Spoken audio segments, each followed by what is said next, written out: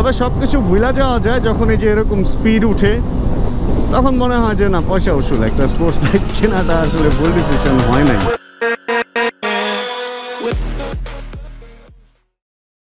ওকে ডান, ক্যামেরাটা সেট করলাম আর এদিকে বের হইতেছি যখন, তখনই হচ্ছে আসিফ ভাই আর হচ্ছে ফারহান ভাই আসছিল। আর এখানে আমরা একটু টি ব্রেক নিছি। ভাইরা হচ্ছে ড্রোন ঠিক করতে আসছিল, শুনলাম উত্তরায় নাকি ড্রোন ঠিক করার একটা ভালো সোর্স আছে। যাই হোক, জানা ছিল না, আর আমি কখনো ড্রোন ক্র্যাশ করি নাই আলহামদুলিল্লাহ, এই কারণে আমার কখনো ড্রোন টোন ঠিকও করতে হয় নাই। কিন্তু এখানে তো বেশ জ্যাম রে ভাই, আমি বের হয়ে যেতে চাইছিলাম ডিয়াবাড়ি দিয়ে, কিন্তু ভাইরা এদিকে আসাতে আজকে এদিক দিয়ে বের হইতে হইলো।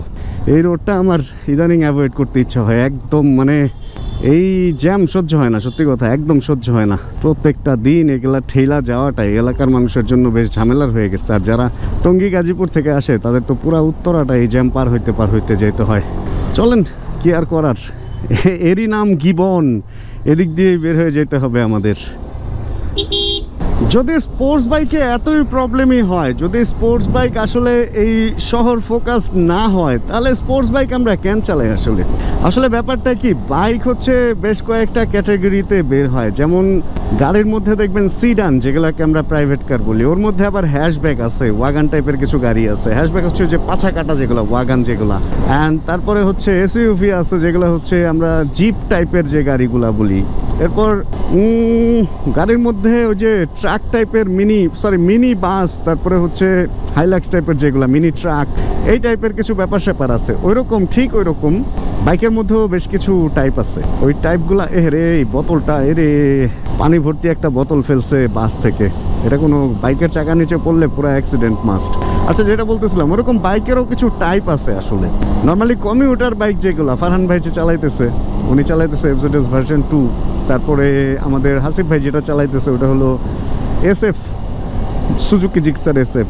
এগুলা এসএফটা যদিও স্পোর্টস শেপের, বাট আসলে কমিউটার ফোকাস বাইক। এই যে এটা কমিউটার ফোকাস করেই বানানো হয়েছে, কমিউটিং করার জন্যই। ফুলফিল স্পোর্টসের ওই ফিলটা দেওয়া হয় নাই, বা ওইভাবে পাওয়ারটা ওইভাবে দেওয়া হয় নাই, কুলিং সিস্টেম দেওয়া হয় নাই। অ্যান্ড বাচ্চারা এরকম দৌড়াদৌড়ি করতেছে কেনেরা রাস্তার মধ্যে, এরকম এটা একটা দৌড়াদৌড়ি করার রাস্তা, ও হাতে আবার গামের প্যাকেট, তার মানে তারা গামখোর। আচ্ছা, যেটা বলতেছিল, চলেন আমরা টপিকে থাকি। ঠিক ওরকম স্পোর্টস বাইকটাকে আসলে ফোকাস করা হয় স্পোর্টসের জন্য, ফানের জন্য।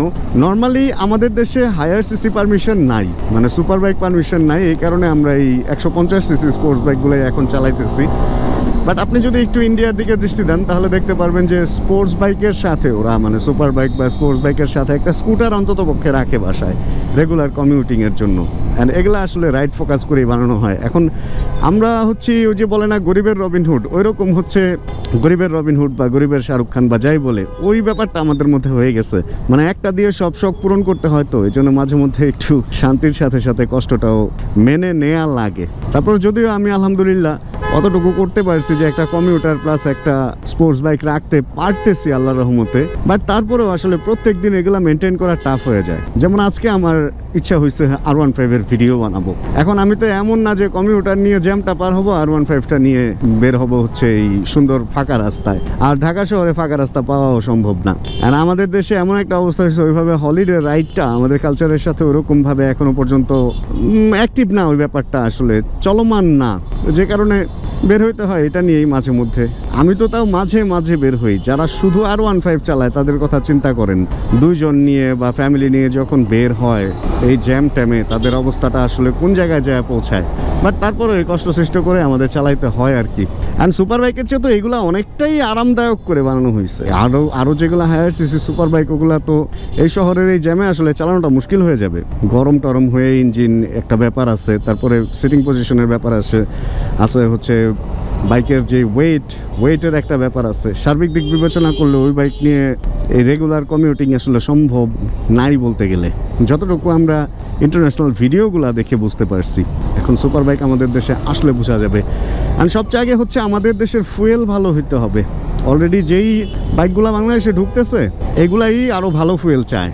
আর তার মধ্যে যখন ইনলাইন 4 বাইক যদি বাংলাদেশে ঢুকে, ভাই ফুয়েলের কারণে এই বাইকগুলো একদম মানে সার্ভিস আপনাকে ঠিকঠাক মতো দিতে পারবে না। যাক, চলেন, এখানে একটু রাস্তাঘাট ফাঁকা হয়েছে। আর রাস্তাঘাট ফাঁকা হইলে স্পোর্টস বাইকে মজা আছে, কারণ বাতাসের একটা ধাক্কা থাকে, অতটা কষ্ট হয় না। কিন্তু জ্যামে পড়লে বা যদি রাস্তায় জ্যাম থাকে, মানে ভিড় ভাট্টা থাকে, তখন স্পোর্টস বাইকটা মনে হয় যে আসলে ছাইরা দে মাকান্দা আছি। তবে সব কিছু ভুলা যাওয়া যায় যখন এই যে এরকম স্পিড উঠে, তখন মনে হয় যে না, পয়সা উসুল, একটা স্পোর্টস বাইক কেনাটা আসলে ভুল ডিসিশন হয় নাই। আমি এই বাইকটা নিয়ে যখন ফিরতেছিলাম কালকে, তখনও বলছিলাম যে ওই ফুটেজটা মনে হয় আমি দেই নাই। বলতেছিলাম ওই পাশ দিয়ে ফেরার সময় যে এয়ারপোর্ট থেকে বের হওয়ার সময় খিলক্ষেত পর্যন্ত একটা বিশাল জটলা বাঁধা থাকে, এই কারণে এদিকে অল্প অল্প গাড়ি বের হয়, আর তারপরে এই জায়গাটা আমরা ফাঁকা পাই। কিন্তু ওই পাশটা আসলে পুরাটাই জ্যাম লাগা থাকে। যাক, এই জায়গাটায় মোটামুটি চালায় শান্তি। এটা সৃষ্টির শুরু থেকে, আমার সৃষ্টির শুরু থেকে আর কি, আমার বাইকিং যে কাহিনী, আমার বাইকিং লাইফ সৃষ্টির শুরু থেকে এই জায়গাটাই, যে জায়গাটায় টান দিলাম, এই জায়গাটা ওই পার এই পার মিলা, এই পার আগে না, যখন এই ফ্লাইওভারের এগুলা ছিল না, বিশ্ব রোডে যখন এদিক দিয়ে রাস্তা ছিল ভিতরে যাওয়ার, কুড়িল যাওয়ার, তখন এই পারটা অত শান্তিতে টান দেওয়া যেত না, বাট ওই পারটা শান্তিতে টান দেওয়া যেত। এই বিশ্ব রোডটা পার হয়ে একদম এয়ারপোর্ট পর্যন্ত যে একটা টান দেওয়া যেত, উফ, ওই স্মৃতিগুলা যখন মনে পড়ে স্কুল লাইফে। আরে নকল লাইসেন্স দিয়ে বাইক চালাইছি, মানে লাইসেন্স একটা করছিলাম ইসে থেকে, নারায়ণগঞ্জ থেকে লাইসেন্স করছিলাম, নিজে জানিও না নারায়ণগঞ্জের বিআরটিএ কই। টাকা নিয়েছিল 7,200 মেবি, আমার ঠিক অত ভালো মতো খেয়াল নাই। অ্যান্ড 10 বছর চালাইছি ওই লাইসেন্স দিয়ে বাইক। চালানোর পর বয়স বাড়ায় লাইসেন্স করতে হয়েছিল, বুঝছেন। যাই হোক, চালানোর পর জানতে পারলাম, 10 বছর পরে যখন রিনিউ করবো তখন জানতে পারলাম ওই লাইসেন্স ভুয়া। চিন্তা করেন, 10টা বছর নকল লাইসেন্স দিয়ে বাইক চালায় ফেলছি। একটা সময় ছিল এরকম 2 নাম্বারই হইতো বিআরটিএতে বাংলাদেশে, তবে এখন লাইসেন্স অনেকটাই ভালো কঠিন হয়েছে এবং 2 নাম্বারই করা যায় না। আসলে লাইসেন্সটা 2 নাম্বার হয় না, বাট যে পরীক্ষা না দিয়ে লাইসেন্স করার প্রবণতাটা এখনও আছে। আর সেকেন্ড হচ্ছে, এই ব্যাপারটা আসলে একটা ওপেন সিক্রেট লাইসেন্সের, এই ব্যাপারটা যে আপনি পরীক্ষা যদি দেনও, পরীক্ষাটা এমনভাবেই করে যে পাস খুব অল্প লোক করে, মানে যাতে আপনি ফেলই করেন, আর ফেল করলে ওদের একটা টাকা খাওয়ার ধান্দা থাকবে।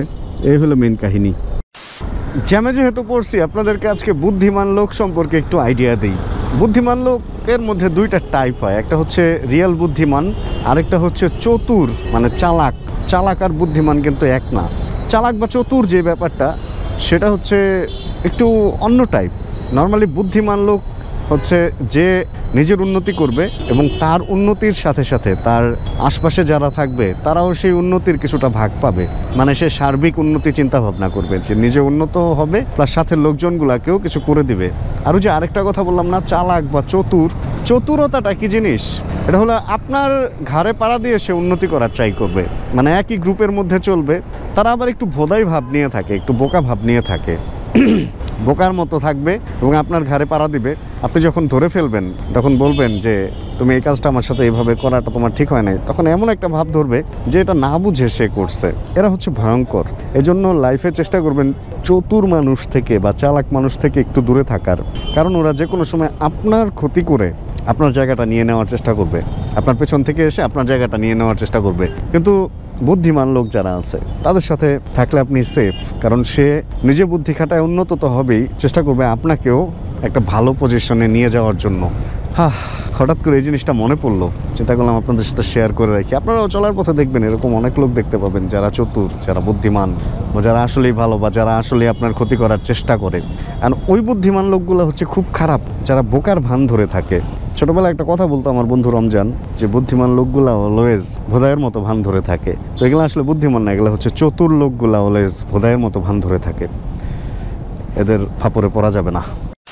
সুজুকি জিম্মি সিয়েরা গাড়িটা আসলে সুন্দর, ঢাকা মেট্রো ঘ সিরিয়ালের গাড়ি। যেমন সুন্দর গাড়ি তেমন সুন্দর হচ্ছে এটার কালার, অ্যান্ড 2 দরজার গাড়ি। যাই হোক, দুনিয়াতে আসলে আসল সুখী কারা জানেন? সব কিছুর পরে কিন্তু দুনিয়াতে হচ্ছে সুখটা হচ্ছে ইম্পর্টেন্ট। আপনি যতই টাকা কামান, যতই চালাকি করেন, যতই সাকসেস হন, যাই হন, কিন্তু আপনি কি আসলে সুখী কিনা, এই ব্যাপারটা আসলে কারা। সুখ কোন জায়গায় আসলে? সুখটা একদম, মানে আমার যদি কথা শুনেন, আমি সবসময় একটা কথা বলি, আমি হচ্ছি একজন সুখী মানুষ। অ্যান্ড সুখটা হচ্ছে আপনার মনের ভিতরে। আপনি যদি মন থেকে স্বীকার করতে পারেন, মন থেকে বিশ্বাস করতে পারেন যে আপনি সুখী, তবেই আপনি সুখী। Crore crore crore billion million billion টাকার মধ্যেও সুখ নাই, কারণ অনেক টাকাওয়ালা মানুষ আমি দেখছি যারা হচ্ছে ঘুমের ট্যাবলেট খেয়ে ঘুমাইতে হয়, তাদের শান্তির ঘুমটা পর্যন্ত নাই। তাহলে ওই টাকা দিয়ে কী হবে, যে টাকা আপনাকে ঘুমই দিতে পারবে না? টাকা আপনাকে প্রোডাক্ট ক্রয় করার ক্ষমতা দিবে, কিন্তু সুখ ক্রয় করার ক্ষমতা দিবে না। সুখটা আসলে অন্য জিনিস। সুখটা নিজের মনের ভেতরে। আপনি যেদিন বিশ্বাস করতে পারবেন যে আজকের এই পজিশনে, এই অবস্থানে আপনি সুখী, শুধুমাত্র সেদিনই আপনি সুখী। সুখ কেউ আপনাকে উপলব্ধি করাইতে পারবে না। এই কারণে নিজের সুখটা নিজের ভিতরে, ওইটাকে ডিসকভার করতে শিখতে হবে। টাকার পিছনে ছুটবেন, অবশ্যই ছুটবেন। যদি আপনার সুখটা মনে করেন যে আর কিছু টাকা কামানোর পরে, তাহলে আপনি ছুটবেন। কিন্তু একটা জিনিস কি জানেন, টাকার পিছনে ছোটার এই খেলা কখনোই শেষ হবে না, কখনোই না। সারা জীবন আপনি টাকার পিছনে ছুটেই যাবেন, কিন্তু এই খেলা আপনাকে, মানে এই খেলা থেকে আপনি কখনো বের হয়ে আসতে পারবেন না। লোভের খেলাটা বা উন্নতি হওয়ার বা উন্নত হওয়ার খেলাটা, টাকার খেলাটা হচ্ছে, এটা শুরু আছে, শেষ নাই। কারণ অল্প কিছুদিনের জন্য আমরা দুনিয়া আসি, তো এই অল্প কিছুদিন অনেক ছোট আমাদের গোলে পৌঁছানোর জন্য। এই কারণে গোলটা হচ্ছে মনের ভেতরে। মনের গোলটা মনের ভেতরে যদি পূরণ করতে পারেন ভালো, তাহলে আপনি ওনার মতো চিপস বিক্রি করে সুন্দর দিব্যি আরামে চলে যেতে পারবেন। অথবা আপনি এরকম একটা গাড়িতেও হয়তো শান্তিতে থাকতে পারবেন না। বলা মুশকিল কে আসলে কোন জায়গায় সুখী, কে আসলে কোন জায়গায় ভালো আছে। বর্তমানে ঢাকা শহরের অবস্থাটা এরকম হয়েছে যে একসাথে একটা গ্রুপ বের হইলে একসাথে ওই জায়গায়, মানে যেখানে আপনার ডেস্টিনেশনে একবারে একসাথে পৌঁছানোটা, এটা বলতে গেলে দুষ্কর বা অসম্ভব বা ইম্পসিবল। কারণ আমরা তিনজন মাত্র বেরোইছি। অ্যান্ড 3 জনের মধ্যে আমি বাকি 2 জনের খুঁজে পাইতেছি না, ওরাই ওদেরকে খুঁজে পাইতেছে কিনা আমি জানি না। আর এরকম একটা ফ্লাইওভারের মাঝখানে এরকম একটা লোক এরকম দাঁড়ায় দাঁড়ায় কি করতেছে, সুতা নিয়া, একে আবার সুতা বাবা নাকি, সুতা দিয়ে টান দেওয়া, যে মোটরসাইকেল ফালায় দেয়, কি যে করে এই ফ্লাইওভারের উপরে। রাতে অনেক রিস্কি হয়ে যায়, রাতে একদম ফাঁকা হয়ে যায়, তো সুতা দিয়ে টান দিয়ে মোটরসাইকেল নাকি ফালায় দেয়। তবে ইদানিং ওই জিনিসটা একটু কম শুনতেছি। আগে যাত্রাবাড়ি ফ্লাইওভারে এই ঘটনাটা হরদমই হইতো, মানে খুব বেশি হইতো। এরপরে শুনছি মাটিকাটা ফ্লাইওভারে এরকম হইতো। যাই হোক, আমি শুরু থেকে এই জন্য ব্যান্ডেনা পরি। আপনারাও শীত হোক গরম হোক চেষ্টা করবেন গলায় একটা ব্যান্ডেনা পরার। কারণ হচ্ছে পুরানো বা ঘুড়ির সুতাও অনেক সময় বাইকারদের গলায় এরকম এসে লেগে, কারণ ঘুড়ি যখন যেতে থাকে ওই সুতা টুতা, বা অনেক সময় সুতা পরেও থাকে, তাই না? একটা ঘুড়ি তো আর ও বুঝা পড়বে না, ও দেখা গেছে এই পাশে পড়ছে, সুতাটা এখানে রয়ে গেছে। আপনার গলায় যদি টান লাগে, ওই ছোট্ট একটা সুতা আপনার অনেক বড় একটা ক্ষতি করে ফেলবে, আপনার জীবনও চলে যেতে পারে। এই জন্য আমি বলবো ব্যান্ডেনাটা গলায় ইউজ করেন। গলা সেফ তো সব সেফ। হেলমেট তো মাথা সেফ করে, কিন্তু গলাটা আসলে আমাদের বাইকারদের খুবই কিন্তু রিস্কি একটা অবস্থা। এখানে কোনো কিছু ঘষা লাগলে মানে হাসতেছি, বাট সমস্যা, গলা সেফ রাখেন সবাই। বেশিরভাগ দেখবেন হেলমেট পরা অবস্থায় যে অ্যাক্সিডেন্টগুলো হয়, মাওয়াতে বিশেষ করে, এগুলাতে মারা যায়। হেলমেটের ভিতরে তো মাথার অতটা ক্ষতি হয় না, কিন্তু মারা যায় হচ্ছে যে গলার কারণে। মানে ভালো জ্যাকেট পরা থাকলে জ্যাকেটের মধ্যে নেক গার্ড থাকে, নেককে সাপোর্ট দেওয়ার জন্য জিনিসপত্র থাকে, ওইভাবে ফোম বালিশের মতো করা থাকে। কিন্তু আমরা যে ধরনের ট্যুরিং জ্যাকেটগুলো পরি, ট্যুরিংয়ের যেই সেফটি জ্যাকেটগুলো পরি, মানে রাইডিং জ্যাকেটগুলো পরি, এগুলা কিন্তু স্পোর্টসের না, এগুলা ট্যুরিংয়ের। মানে এগুলা খুব ফাস্ট রাইডের না।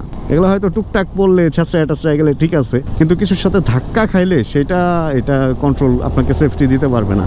এই কারণে যদি মনে করেন যে রেস করবেন, সেই ক্ষেত্রে রেসিং জ্যাকেট পরা উচিত।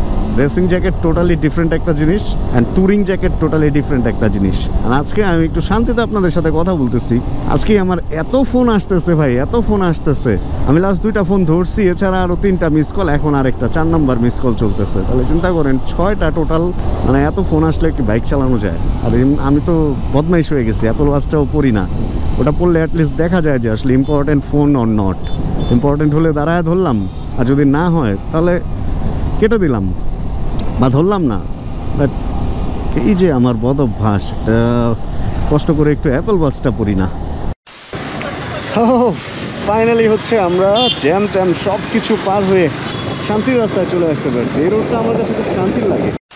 রাস্তাটা সুন্দর ছিল, পরিবেশ সুন্দর ছিল, সবই সুন্দর ছিল, কিন্তু যেটা প্রবলেম ছিল, সাউন্ডটা খেয়াল করছেন হয়তো, সাউন্ডটা রেকর্ড হয় নাই। প্রত্যেকদিন ভিডিওতে কোনো একটা ফুটেজের সাউন্ড যদি না আসে, এটাই হচ্ছে নর্মাল। আর যদি সব সাউন্ড আসে, এটা পুরাই নর্মাল।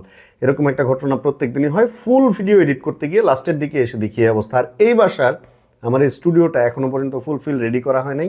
ছায়া টায়া সব কিছু পড়তেছে, এরকমই অবস্থা। একটা টর্চ লাইট এটার মধ্যে পাওয়ার ব্যাংক লাগায় আমি ভিডিও করতেছি এখন। এই চলতেছে হচ্ছে আমার এখানের অবস্থা। যাই হোক, খুব তাড়াতাড়ি এগুলো সব আমি সেট আপ করে ফেলবো, আর ইনশাআল্লাহ আবার আগের মতো সুন্দর একটা কালারফুল লাইটের স্টুডিও হবে আমাদের। তো আজকের ভিডিও থেকে এখানে বিদায় নিয়ে হোপ রাখছি। ভিডিওটা আপনাদের ভালো লাগছে, ভিডিও ভালো লাগলে প্লিজ একটা লাইক দিয়ে দিন। চ্যানেলে যদি নতুন হন প্লিজ সাবস্ক্রাইব করে আমাদের ফ্যামিলি মেম্বার হয়ে যান। সামনে আবার দেখা হবে নতুন ভিডিওতে। আর যতক্ষণ পরবর্তী ভিডিও নিয়ে আমি না আসতেছি, ততক্ষণ ইনশাআল্লাহ আমরা থাকবো ভালো, আমরা থাকবো সুস্থ এবং করতে থাকবো চিল ইনশাআল্লাহ। আর ওই যে পিছনে একটা জিনিস রাখছি, আস্তে আস্তে আমরা সাজাচ্ছি। Chill bro. Check the mic and make sure it sound right, boy.